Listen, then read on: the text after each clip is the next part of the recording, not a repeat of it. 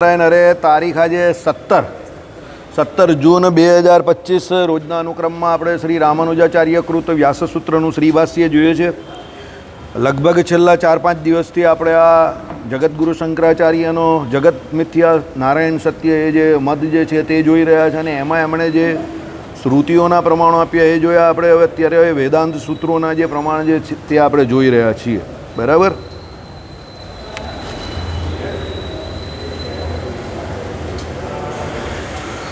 ગઈકાલે આપણે જોયું કે ભાઈ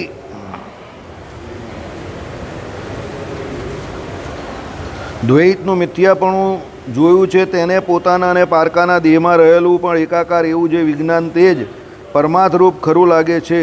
એટલે હે મહારાજ, જો મારાથી પર જુદો બીજો કોઈ હોય તો આ હું અને આ બીજો એમ કેવું ઇષ્ટ ગણાય. હવે આનો અર્થ શું કર્યો છે એમણે તે સાંભળો. મૂળમાં અન્ય અને પર શબ્દો છે તેનો રંગાચાર્ય સહજાતીય વિજાતીય ભિન્ન પદાર્થ એટલે કે પોતાના વર્ગના બીજા પદાર્થોથી તેમજ પોતાથી જુદા વર્ગના બીજા પદાર્થોથી ઉભયથી ભિન્ન એમ અર્થ કરે છે. યાદ આવી ગયું? સહજાતીય વિજાતીય ભેદવાળું. સ્વજાતીય ભેદ, સહજાતીય ભેદ, વિજાતીય ભેદ અને છેલ્લો કયો? સ્વગત ભેદ. હવે જગતગુરુ શંકરાચાર્યનું જે અદ્વૈત વેદાંત જે છે, આપણું ગણગણાટનો અવાજ બહુ આવે છે. સાંભળો, જગતગુરુ શંકરાચાર્યનું અદ્વૈત વેદાંત જે છે તે બ્રહ્મ જે છે એટલે એમના જે ભગવાન કેવું, ભગવાન તે લોકોની એ લોકો તો બ્રહ્મ જ કહે છે. તે બ્રહ્મ કેવું છે તો સહજાતીય ભેદે રહિત છે. એટલે બ્રહ્મ એટલે શું? ચેતન. તો ભાઈ બ્રહ્મ જેવું ચેતનોમાં કોઈ નથી. સમજો, બ્રહ્મ જેવા એક બ્રહ્મ જ છે. પછી બીજું આવે બ્રહ્મથી જુદી માયા. તો માયામાં બી બ્રહ્મ જેવું કોઈ નથી, કારણ કે એ લોકો તો બધું બ્રહ્મ જ માને છે. એટલે એક બ્રહ્મ જ હોય તો બીજું કંઈ હોય જ કા? સમજો. અને ત્રીજું સ્વસ્વગત એટલે બ્રહ્મ, બીજું કોઈ એમાં નિષ્ક્રિયમ નિષ્ફલમ કોઈ પણ પ્રકારના એનામાં ગુણ નથી કે કોઈ ક્રિયા નહીં કરતું, કોઈ એમાં એ કોઈ બીજું કંઈ એનામાંથી ફળ થતું નથી. એટલે બ્રહ્મમાં બીજા કોઈ ગુણ રહ્યા નથી. ગુણી ભાવનો પણ પૂરેપૂરો અભાવ છે.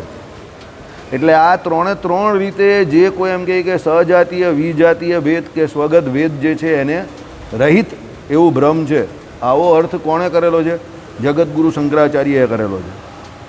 હવે આપણા રામાનુજાચાર્યના વિશિષ્ટાદ્વૈત મત પ્રમાણે તમે જોવો તો ભગવાન જે છે તે સહજાતીય ભેદે રહિત છે, વિજાતીય ભેદે પણ રહિત છે, પણ સ્વગત ભેદ છે. સ્વગત ભેદ એ છે. સહજાતીય ભેદે રહિત એટલે જગતગુરુ રામાનુજાચાર્યના મતે એવું કે ભાઈ ચેતનોમાં ભગવાન જેવું કોઈ નથી. તો ભગવાન તો અનંતકોટી બ્રહ્માંડમાં એક જ છે ચેતનમાં. બીજા બધા આપણે આત્મા જે છે તે ભગવાન જેવા તો છે નહીં. સ્વરૂપથી સ્વભાવથી આપણું બધું જુદાપણું છે. કારણ કે ભગવાનનું સ્વરૂપ કેવું છે? વિભુ છે. આપણું સ્વરૂપ કેવું છે? અણુ પરિમાણ છે. ભગવાનના જે કોઈ ગુણ કયા અનંત કલ્યાણકારી ગુણ તે બધા અનવધિકાતિશય અનંત અખંડ ગુણ ભગવાનમાં રહ્યા છે. આપણામાં જે ગુણો છે તે બધા કેવા છે? અલ્પપણે રહ્યા છે. એટલે સહજાતીયોમાં પણ ભગવાન જેવું કોઈ છે નહીં. હવે વિજાતીય, તો વિજાતીય ભગવાનથી ભ્રમથી શું થાય? માયા. તો વિજાતીય માયામાં પણ ભગવાન જેવું કોઈ નથી, કારણ કે માયા જળ જે છે તે માયા કેવી છે? ભગવાન જેવી તો છે નહીં. સૌથી મોટું લક્ષણ એમાં શું?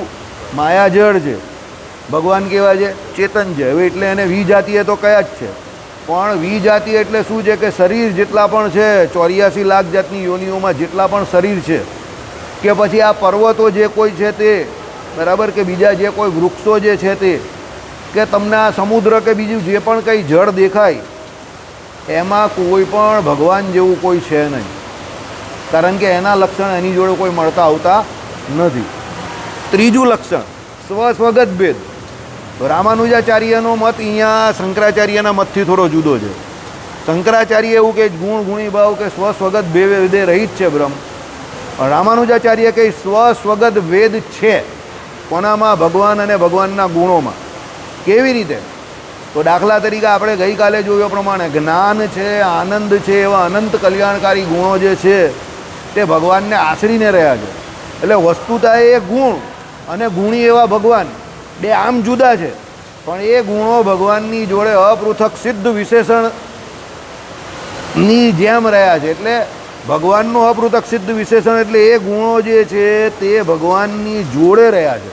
કહેવાનો મતલબ એનાથી જુદા પડી ન શકે એવા છે, પણ વસ્તુતા એ ગુણ જે છે તે ભગવાનથી આમ તો જુદા પણ છે. વિશેષણ જેવું લાલ ગાય ગઈકાલે આપણે જોયું એ પ્રમાણે, તો લાલ અને ગાય આમ બંને અલગ અલગ છે, પણ લાલ ગાય એટલે એ ગાયની ઓળખાણ માટે લાલ રંગની ગાય એ પ્રમાણે કહ્યું છે. એટલે ભગવાનમાં જે કલ્યાણકારી ગુણ જે છે તે ગુણી ભાવ એ ભગવાનમાં છે, એટલે સ્વગત ભેદ જે છે એ ભગવાનમાં રહ્યો છે એવું રામાનુજાચાર્ય કહે છે. એટલે એ પ્રમાણે આપણે આપણું આ પ્રમાણે સમજવાનું, અને જગતગુરુ શંકરાચાર્યનું આમાં જે કહ્યું તે આ પ્રમાણે સમજવાનું. બરાબર? ચાલો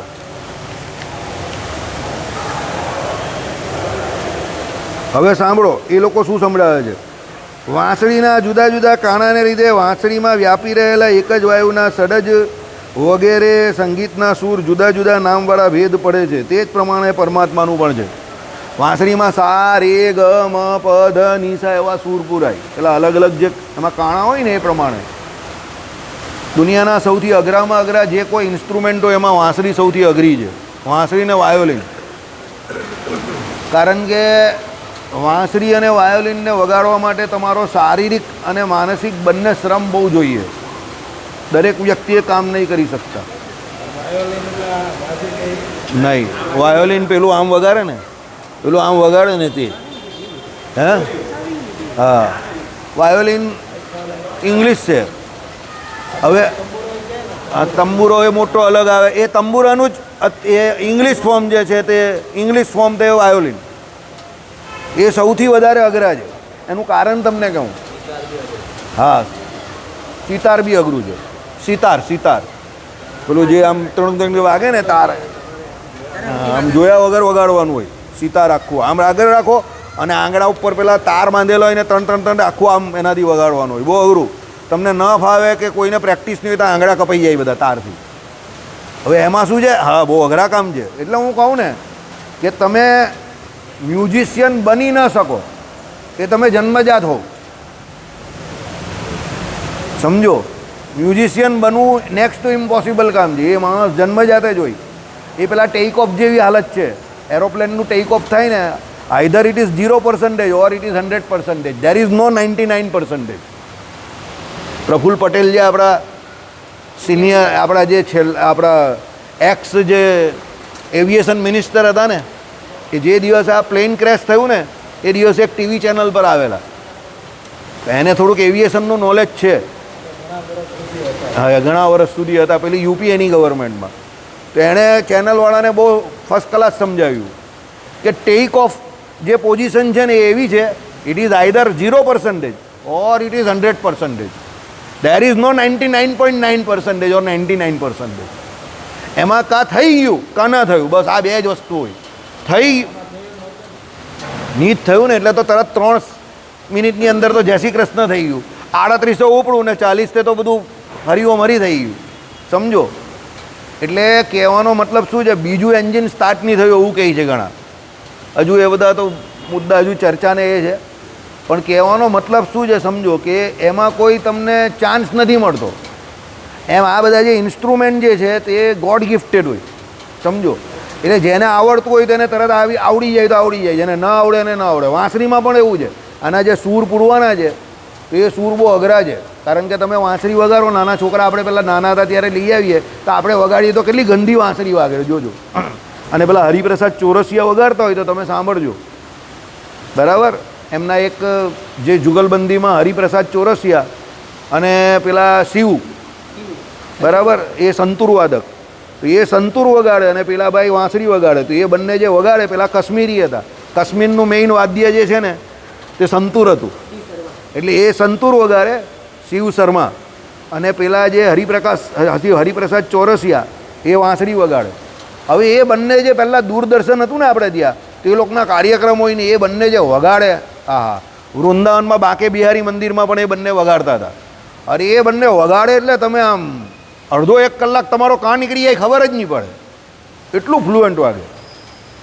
હવે એ વાંસળીના સૂર જે પૂરવાના છે તે બહુ અઘરું કામ છે. કાણા તો બધા સરખા છે, પણ જે વગાડનારો છે એને ખબર પડે છે કે અહીંયા સા છે, અહીંયા રે છે. પહેલો સા જે છે એમાં મીંડું નથી, છેલ્લો સા છે એમાં મીંડું છે, છેલ્લો સા બોલતા બોલતા જ પેલાને વર્ષો નીકળી જાય. વોકલ શીખતો હોય ને એને, સમજો. બધું એટલું સરળ નથી, એમાં ઉપાસના કરવાની હોય છે, રિયાઝ કરવાનો જે કહીએ ને આપણે, રોજ અભ્યાસ કરવો પડે. છેલ્લા સામાં ઉપર મીંડું લાગે. સા રે ગ મ પ ધ ની સા.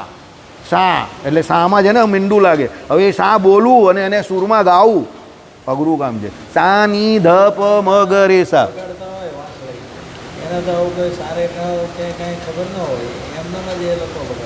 ના, એ આમાં એ જ લખે છે, એને ખબર છે. જો સાંભળો, એ લોકોની લિપિ આવે, ગોપાલભાઈ શીખેલ. તમે સમજ્યા નહીં, ગામડામાં ફેસિલિટી નહીં, પણ એ જ્યારે પેલો સૂર પૂરે ને, જે ઓફિશિયલી જે ભણેલો છે એને એ સા રે ગ મ પ ધ ની સા એ સૂર પૂરતા આવડતું હોય. જે ભણ્યા વગર ગામડાનો વગર એની વાત નહીં કરતો, એ તો પેલા પિક્ચરમાંથી કોપી કરે છે. પણ જો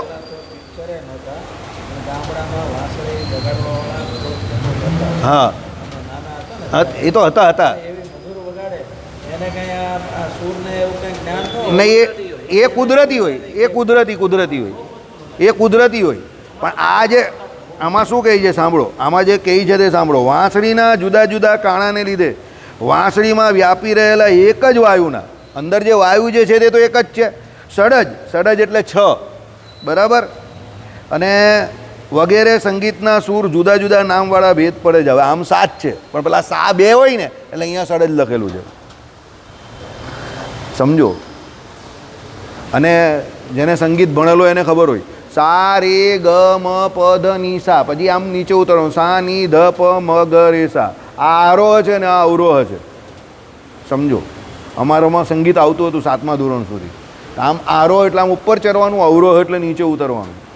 હવે દાખલા તરીકે પેલો ગાતો હોય તો આરોહમાં ગાવાનું કંઈ, પેલો તો એ પ્રમાણે તબલો સેટ કરે તો આરોહમાં એમ ઉપર ચડાવે, સાર એમ કરીને ઉપર જાય. ને પછી પેલા અવરોહ હોય તો પછી પાછો નીચે પણ આવે ધીરે ધીરે. હવે આ બધું જે શીખેલો હોય એને ખબર હોય, પણ એની અંદર જે પેલો વાયુ જે છે ને એ વાયુ તો એક જ છે.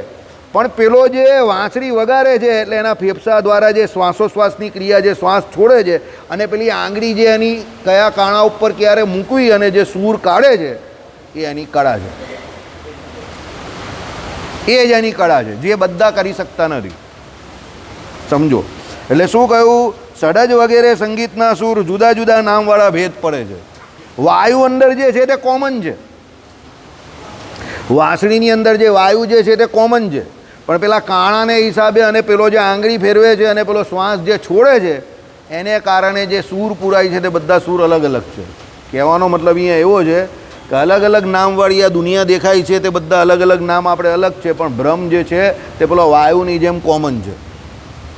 વાંસળીમાં જે પેલું વાયુ જે અંદર હોય ને એ બ્રહ્મ કહે છે, એ એક જ છે, બરાબર. પણ એ બધા અલગ અલગ નામથી અત્યારે અહીંયા ઓળખાય છે, બરાબર. એટલે શું કહ્યું? તે જ પ્રમાણે પરમાત્માનું પણ છે. તે જ હું છું, તે જ તું છે, તે જ સર્વ છે. આ પરમાત્મા રૂપ જ છે, તે તું જ છે, તત્વમસી. આવું કોણ કહે છે? અદ્વૈત વેદાંત કહે છે. આપણે આવું નહીં કહેતા. અદ્વૈત વેદાંત શું કહે છે કે એ વાયુ જેમ એક જ છે અને એ જ વાયુ જ્યારે સૂર રૂપે બહાર આવે છે ત્યારે સા રે ગ મ પ ધ ની સા અલગ અલગ નામથી ઓળખાય છે. તે જ પ્રમાણે આ જગત જે દેખાય છે તમને અલગ અલગ નામવાળું કે રૂપવાળું અત્યારે, તે વસ્તુતાએ બ્રહ્મ એક જ છે, એ જુદું જુદું નથી. જે જુદું જુદું માને છે એના માટે જ જન્મ મરણ છે. જેને એ જ્ઞાન થઈ ગયું કે આ બધું ભ્રમ જ છે, તું પણ બ્રહ્મ છે, હું પણ બ્રહ્મ છું, એવું જેને જ્ઞાન થઈ ગયું તેની મુક્તિ થઈ ગઈ. આવું કોનું માનવું છે? જગતગુરુ શંકરાચાર્યના અદ્વૈત વેદાંતમાં આવું કહ્યું છે. ચાલો, આ પરમાત્મા રૂપ જ છે, માટે ભેદની ભ્રાંતિ ત્યજ. એટલે શું કહ્યું કે આ ભેદની ભ્રાંતિ જે તને થયેલી છે, એટલે જગતગુરુ શંકરાચાર્યના અદ્વૈત મત મુજબ જે ભેદ જે છે, આ બધું જે જુદા જુદાપણું છે એ મિથ્યા છે, એટલે એનો ત્યાગ કરવાનો કહે છે, એ સત્ય નથી. ત્યારે જગતગુરુ રામાનુજાચાર્યના વિશિષ્ટાદ્વૈત મત પ્રમાણે ભેદ જે છે તે પણ સત્ય છે અને અભેદ જે તે પણ સત્ય છે, બંને સત્ય છે. કારણ કે એમણે કઈ શ્રુતિના પ્રમાણ લીધેલા છે? ઘટક શ્રુતિના પ્રમાણ લીધેલા છે. એટલે ઘટક શ્રુતિની અંદર બંને આવે છે, ભેદ અને અભેદ બેવ આવે છે. આપણી અંદર જ છે. આપણે બધા જીવ તરીકે જુદા જુદા, એટલે એ ભેદ થયો. આપણે બધા જીવ તરીકે જુદા જુદા ને? કોઈને ડાઉટ છે? જીવ જુદા છે ને આપણા બધાના, સમજો. તો આપણે જીવ તરીકે જુદા જુદા એટલે ભેદ થયો. પણ આપણી અંદર રહેલા પરમાત્મા કેટલા? એક જ. એટલે અભેદ થઈ ગયો. સમજી ગયા કે ના સમજ્યા? જીવ તરીકે આપણે બધા જુદા અનાદિકાળથી. ભાઈ આ કોણ છે? આપણા શિંદે સાહેબ. એની પાછળ આપણા કોણ છે? નિગમભાઈ. એની આગળ આ વિમલભાઈ. આ બાજુ પેલા મનીષભાઈ. આ બાજુ પેલો ભાઈ આપણો જયપ્રાજી. આ બાજુ આપણો ઓમ જય જગદીશ હરે. બરાબર? આ બધા અલગ અલગ. સમજો? એટલે આ ભેદ થયો. પણ હવે આ બધા જેટલાના હું નામ બોલ્યો એ બધામાં રહેલા ભગવાન કેટલા? એક જ. એટલે એ અભેદ. રામાનુજાચાર્યએ આ પ્રમાણે બંનેને સાથે રાખીને વિશિષ્ટાદ્વૈત મતની સ્થાપના કરી છે કે ભાઈ વસ્તુતાએ જીવ, ઈશ્વરને માયા ત્રણ તત્વો અનાદિ છે. જીવ બધા અસંખ્ય છે, એ બધા જુદા જુદા છે, પણ એની અંદર રહેલા ભગવાન એક છે. માયા જે છે તે ચિત્ર વિચિત્ર પ્રકારની અલગ અલગ રૂપે દેખાય છે, અલગ અલગ છે, જુદી જુદી છે. કે ભાઈ આ જે છે તેને તમે કાચનું ગ્લાસ કહો છો, તો આ બીજું જે છે તે માટીનું વાસણ છે, ત્રીજું જે કહેવું તે ખુરશી છે, ચોથું જે કહેવું તે તપેલું છે. એ બધું અલગ અલગ છે. સમજો? પણ એની અંદર રહેલા ભગવાન કેવા છે? એક જ છે. એટલે જળ અને ચેતન બંનેમાં રહેલા ભગવાન જે છે તે કેવા છે? એક છે. પણ માયામાં જે ચિત્ર વિચિત્રપણું છે, જુદા જુદાપણું છે તે, અને જીવ જે છે તે બધા કેવા છે? જુદા જુદા છે. માયામાં પણ ચિત્ર વિચિત્રપણું છે. માયા પણ બધી એક સરખી નથી પાછી, બધી જુદી જુદી છે. એનું રિસાયકલિંગ થયા કરે છે, એના ફોર્મ બદલાયા કરે છે. સમજો? પણ એ કંઈ માયા એટલી એક સરખી થોડી છે, બધાની અલગ અલગ માયા પણ છે. કાળે કરીને માયામાં પણ શું થયા કરે છે? ફેરફાર થયા કરે છે. પણ એની અંદર રહેલા ભગવાન જે છે તે કેવા છે? એક છે. એટલે એ ભગવાન જે એક છે તે અભેદ. અને જે જુદાપણું જે છે તે કેવું છે? જીવનું જુદાપણું છે. હવે વિશિષ્ટાદ્વૈત વેદાંત પ્રમાણે તમે જોવા જાઓ તો કોઈ પ્રોબ્લેમ જ નથી, કારણ કે જે જેવું કરે એવું પામે. જીવ બધા જુદા જુદા, એના અનાદિ કર્મો જુદા જુદા, એ પ્રમાણે એને જે સુખ દુઃખની પ્રાપ્તિ એ જુદી જુદી, એ પ્રમાણે એના પૂર્વના કર્મને અનુસારે અત્યારની એની પ્રાપ્તિ આખી જુદી બધાની, અને એ પ્રમાણે અત્યારે પાછો જેમ કર્મ કરે એમ એનું ભવિષ્ય પણ જુદું. સમજો? એકદમ ક્લિયર. અને આમાં ભગવાન દરેક જગ્યા પર એક જ. કેવી રીતે? કે બધા જીવને વિશે કોમન ફેક્ટર, એટલે સામાન્યપણે ભગવાન રહેલા છે ને એ ભગવાન બધાને જ જાણે છે. કે ભાઈ આ જીગર છે, આ અશોકભાઈ છે, આ ભાઈ આ વિપુલભાઈ છે, આ ભૂરા ભગત છે, કે આ જય છે, બધાને ભગવાન ઓળખે. અને તમારી અંદર જે કંઈ ચાલી રહેલું છે એ બધું પણ ભગવાન ઓળખે. કે મારી અંદર શું ચાલે છે પણ ભગવાન ઓળખે. જો એવું બની શકે કે તમે મને નહીં ઓળખી શકો ને હું તમને નહીં ઓળખી શકું, પણ તમને ને મને બેઉને ભગવાન બરાબર ઓળખે. કોમ્પ્લિકેટેડ છે ને? કેમ? તમને ને મને એકબીજાને ઓળખવામાં થાપ પડી જાય, કારણ કે આપણા બંનેનું જ્ઞાન કેવું છે? અલ્પ છે. પણ ભગવાનનું જ્ઞાન કેવું છે? સર્વજ્ઞ છે. યહ સર્વજ્ઞ સર્વવિત. તો એ ભગવાન આપણે ન ઓળખે એવું બને જ નહીં. સમજો? એટલે ભગવાન કીરીને કર્ણને હાથીને મણ દે જ દે છે એના પ્રમાણે. જેના ખભામાં જેટલું જોર, જેનું માથું જેટલું સહન કરી શકે, ભગવાન એને એટલી કેપેસિટી આપે અને એટલું કામ પણ આપે. સમજી ગયા? એ ભગવાને એને જે કામ આપેલું હોય ને એના માટે ભગવાન એને એટલી શક્તિ આપી જ દે. સમજો? ભગવાનને ખબર જ છે કે આ કામ આની પાસે મારે કરાવવાનું છે, તો ભગવાન એને એટલું સામર્થ્ય, એટલી શક્તિ આપી જ દે. સમજો? એટલે ભગવાન જે છે તે આપણે કહેતા નથી ગુજરાતીમાં ભગવાન બધું જાણે જ છે. તો જાણે છે એટલે સર્વજ્ઞ છે. યહ સર્વજ્ઞ બ્રહ્મ. બરાબર? આ શું છે? આપણું વિશિષ્ટાદ્વૈત વેદાંત છે. અદ્વૈતમાં જે કંઈ આવશે તે, પણ એમાં આપણે આપણું તો ચલાવતા જ રહેવાનું. એમાં પાછળથી આવશે, પણ પાછળથી આવે એની રાહ નહીં જોવાની. આપણે આપણું સાચું સાથે સાથે ચલાવતા જ રહેવાનું. કારણ કે કાલે પાછો કોઈ આવે કોઈ ના આવે, એટલે એને આપણું તો ચલાવતા જ રહેવાનું, ભલે સમય થોડો જાય. બરાબર? ચાલો. હવે એ માટે ભેદની ભ્રાંતિ ત્યજ. એમ જ્યારે એ મહારાજાને એણે એટલે ઋષિએ ઉપદેશ કર્યો ત્યારે પરમાર્થ દ્રષ્ટિ પામીને એ મહારાજાએ ભેદ ત્યજી દીધો. જ્યારે વિવિધ પ્રકારના ભેદ ઉત્પન્ન કરનારા અજ્ઞાન તદ્દન નાશ પામી જાય છે ત્યારે આત્માની પોતાની એટલે જીવની અને બ્રહ્મની વચ્ચે ભેદ રહેતો નથી. એ ભેદ પછી કોણ કરવાનો હતો? એટલે આ પ્રમાણના જ્યારે બધા ભેદ ત્યજી દે પેલો જીવ, એને જ્ઞાન થઈ જાય કે હું બ્રહ્મ છું, ત્યારે હકીકતમાં ભેદ કોઈ રહેતો નથી અને એ પોતે ભ્રમ રૂપે જ વર્તે છે. એટલે વાસ્તવિક કોઈ ભ્રમ અને જીવ વચ્ચે ભેદ નથી. આવું કોણ કહે છે? જગતગુરુ શંકરાચાર્યનું અદ્વૈત વેદાંત કહે છે ને જ્યારે એ પોતે પોતાના સ્વરૂપને આ પ્રમાણે બ્રહ્મરૂપે ઓળખે ત્યારે એની મુક્તિ થઈ જાય, પછી એને જન્મ મરણ લાગતું નથી. આવો કોનો મત છે? જગતગુરુ શંકરાચાર્યનો અદ્વૈત મત છે. હવે આવે છે આપણે વિષ્ણુ પુરાણનું પ્રમાણ. હે અર્જુન, ના સોરી, આજે અત્યારે તું તે વિષ્ણુ પુરાણનો હતો, હવે ભગવદ્ ગીતાનું આવે છે. હે અર્જુન, સર્વભૂતના હૃદયમાં રહેલો આત્મા એટલે હું પરમાત્મા છું. એ ભરત, સર્વ ક્ષેત્ર એટલે દેહમાં રહેલો ક્ષેત્રજ્ઞ જીવ અને મને પરમાત્માને જાણ. સ્થાવર કે જંગમ કોઈ પણ પદાર્થ એવો નથી કે જે મારા વિનાનો છે. જો આપણે હમણાં જે વાત કરીએ એ પ્રમાણે સ્થાવર કે જંગમ એટલે જીવ અને માયા, એમાં કોઈ પદાર્થ એવો નથી કે જેમાં ભગવાન ના હોય.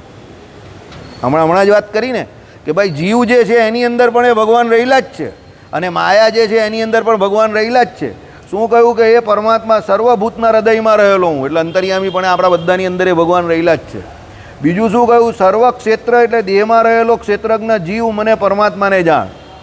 એટલે મને પરમાત્માને જાણ એટલે અહીંયા આપણે શું માનવાનું કે ભાઈ આપણા દેહની અંદર એ જીવ અને જીવની અંદર એ પરમાત્મા. પણ અદ્વૈતીઓ શું કહે કે ભાઈ આ દેહની અંદર એ જીવ જે રહ્યો છે એ જ ભગવાન છે, કારણ કે એ જીવ અને બ્રહ્મ વચ્ચેનો ભેદ એ લોકો માનતા નથી.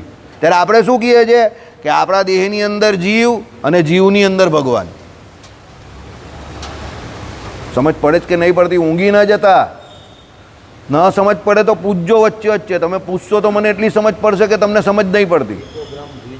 બરાબર? આમાં પેલો જ છે, પ્રફુલ્લ પટેલવાળો જ અર્થ છે. ટેક ઓફ જેવું જ છે. Either it is 100% or it is 0%. આમાં કોઈ 90% આવતું નથી. તમે એમ કહું કે મને થોડી થોડી સમજ પડે છે તો એ થોડી થોડી સમજ આવે જ નહીં. આમાં કાં તમને સમજ પડે છે કાં સમજ નહીં પડતી. સમજો? એટલે સમજ ન પડે તો થોડું થોડું વચ્ચે પૂછતા રહેજો, એમાં શરમાતા નહીં. પણ એમને એમ ધોઈલા મોઢા જેવા ન ચાલ્યા જતા. ગીતાજી એક જ છે, પણ અદ્વૈતીયનો અર્થ શું કહે છે કે એ શરીરની અંદર રહેલો જે જીવ છે તે જ બ્રહ્મ છે, એ ભગવાન છે.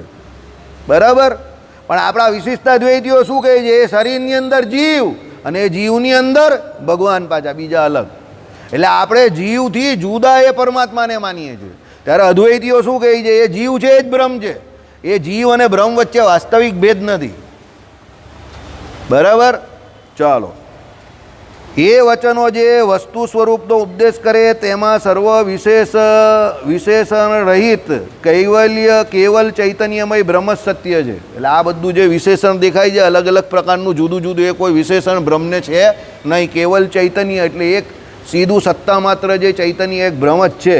અન્ય સર્વે મિથ્યા છે એમ કહેલું છે. અન્ય સર્વ બધું જ મિથ્યા છે. જો બધું મિથ્યા હોય તો લોકો મિથ્યા માટે આટલું લડે જ નહીં ને. બરાબર? મુઠિયા માટે અહીંયા લડે જ તો આપણે ત્યાં શાકમાં રાંદેર મંદિરમાં મને મુઠિયા આપો, મને મુઠિયા આપો, બધા લડાલડી કરતા હતા. છાસ માટે લડે જ તો છાસે તો બહુ રંગ રાખ્યો. બરાબર? સાચી વાત કે ખોટી વાત? બરાબર? ગરમ આપો, ગરમ આપો. અરે ભાઈ ગરમ તો પેલો બિચારો તળે તો આપું ને, કે ઉપર ડાન્સ થોડા કરવાના. સમજી ગયા? બિચારો તળવાવાળો એક ને ખાવાવાળા 100 માણસ. બરાબર? હવે ખાવાવાળાને તો ખાવાના જ છે ને આમ કરીને, પણ તળવાવાળા તળવાના છે. તો જો સમજી ગયા? એટલે બધું મિથ્યા છે એવું કહે છે, પણ મિથ્યામાં પણ આપણે હેત થઈ જાય જ ને.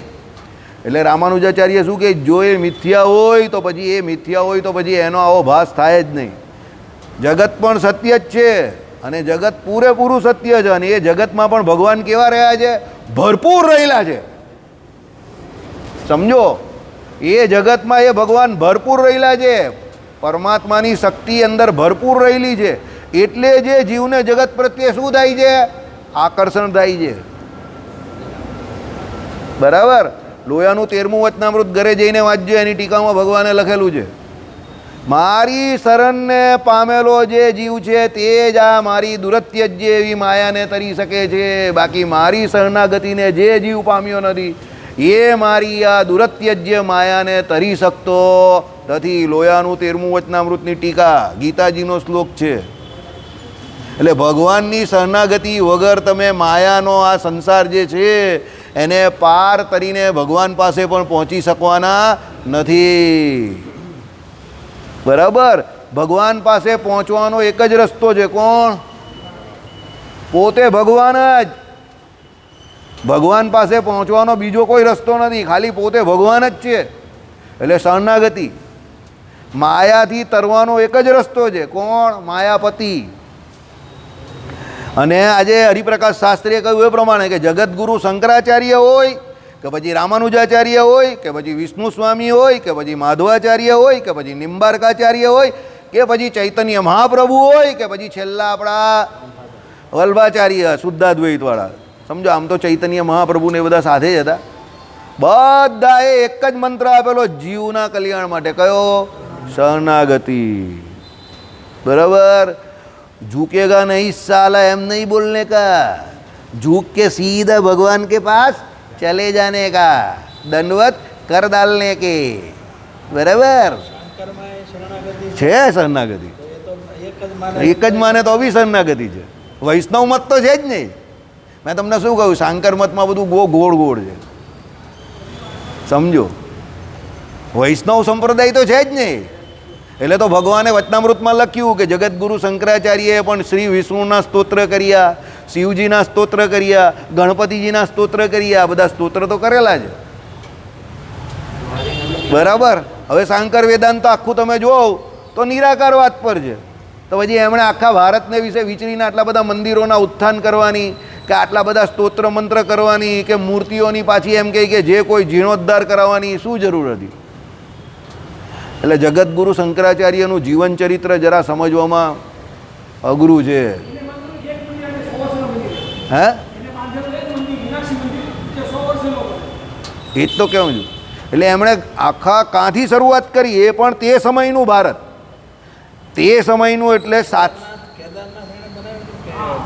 કેદારનાથ, કેદારનાથનો જીર્ણોદ્ધાર એમણે કરેલો. બદ્રીનાથમાં પણ હા, બધા જીર્ણોદ્ધાર એમણે જ કરાવેલા. હા હા, અરે ઘણા બધા મંદિર એમણે. એટલે આ બધા મીનાક્ષી મંદિર, હું એ જ તો કહું છું કે અત્યારે બનાવવા જાય તો અશોકભાઈ કંઈ 100 વર્ષ થઈ જાય.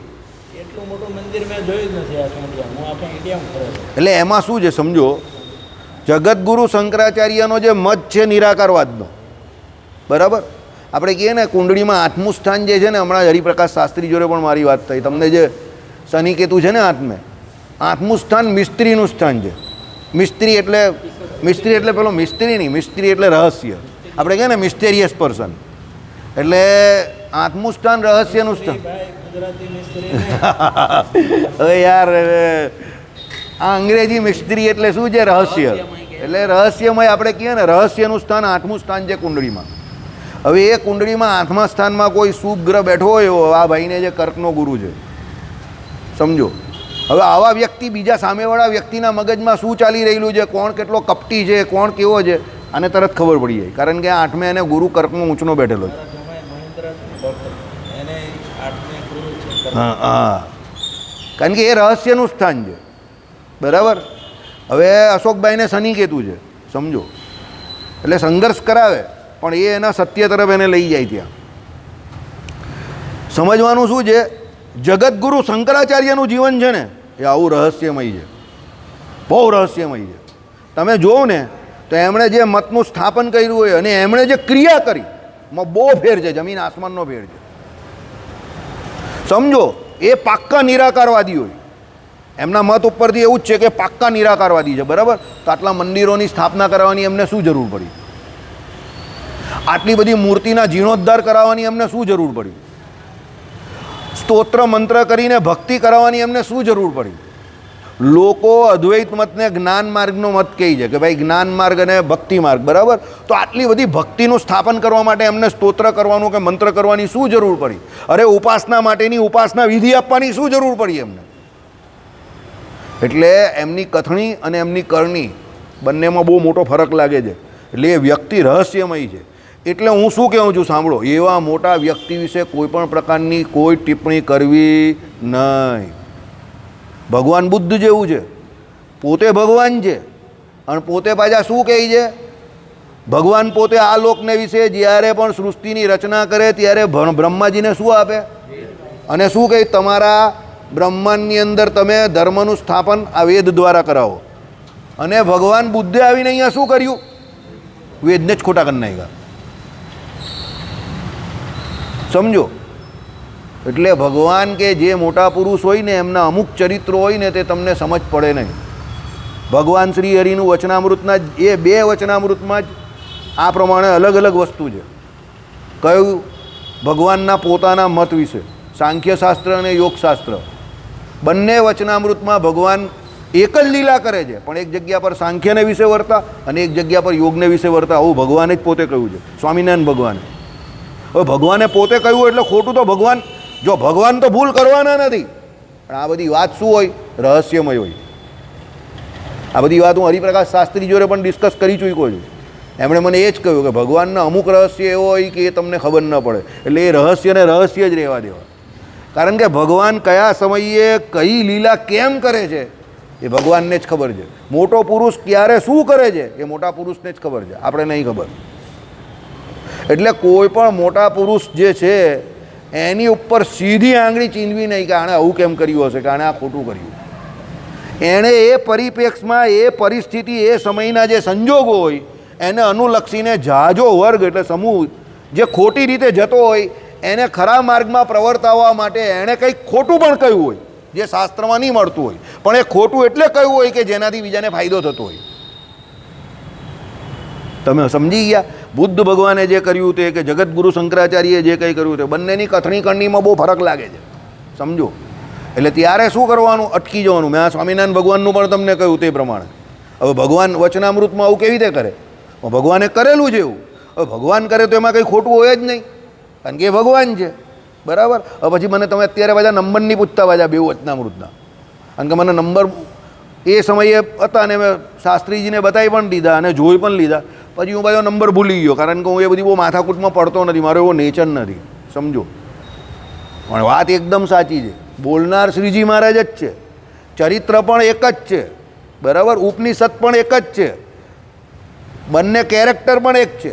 બરાબર. પણ બંનેમાં ભગવાને અલગ અલગ મતની વાત કરેલી છે, એકમાં સાંખ્ય અને એકમાં યોગ.